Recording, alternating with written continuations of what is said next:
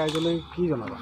এই সুযোগতে আমি অসমবাসী ৰাইজলৈ সূৰ্যোদয় জেং বিহু দলৰ ফালৰ পৰা বহাগ বিহুৰ কেনেকুৱা ধৰণৰ নামসমূহ আগৰ দিনৰ পুৰণি বিহু নামসমূহ লৈছোঁ, যেনেধৰণে এটা গাই দিছোঁ।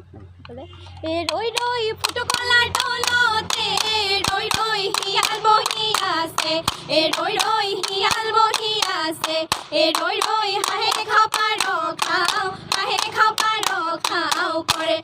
বৰপথাৰ সূৰ্যোদয় জেং বিহু দলৰ আজি এই গছতলৰ বিহু আপোনালোকলৈ আগবঢ়াইছোঁ আৰু দলপতিৰ পৰা সুধিব বিচাৰিছোঁ কেনেকুৱা ধৰণে প্ৰস্তুতি চলাইছে আৰু কি জনাব? প্ৰস্তুতি ভালদৰে চলিছে। আমি যোৱা বছৰৰ দৰেও এবাৰো চবেই সকলোৱে উলহ মালহেৰে আমি এতিয়া প্ৰতিযোগিতাৰ কাৰণে আমি প্ৰস্তুতি চলাই আছোঁ।